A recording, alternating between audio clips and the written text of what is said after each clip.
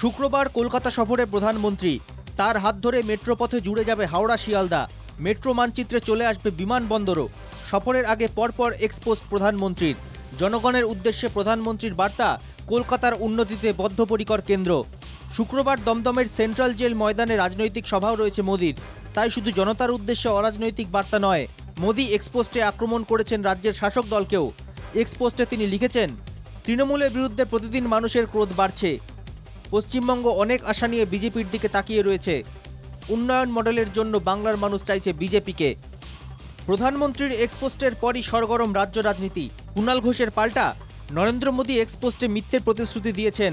মমতা বন্দ্যোপাধ্যায়ের প্রজেক্ট উদ্বোধন করে ভোটের মুখে নাটক করছে বিজেপি।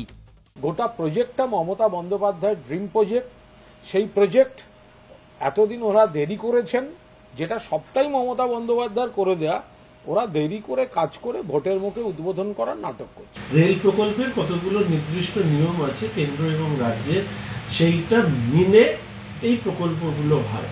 তবে মুখ্যমন্ত্রীর এই ধরনের আমি জমি দিয়েছি, এই আমিত্বের কারণেই এই রাজ্যে আজকে কেন্দ্রীয় সরকারি বিভিন্ন প্রকল্প থেকে বঞ্চিত হতে হচ্ছে। মেট্রোর উদ্বোধনের আগেই রাজ্য রাজনীতি তুলকালাম। বিজেপির দাবি, তারাই জনতার জন্য সুদিন আনতে বদ্ধপরিকর। পাল্টা রাজ্যের শাসক দলের তোপ, মেট্রোর প্রজেক্টের মূল কারিগর Mamata Bandyopadhyay. Bureau report, NKTV Bangla.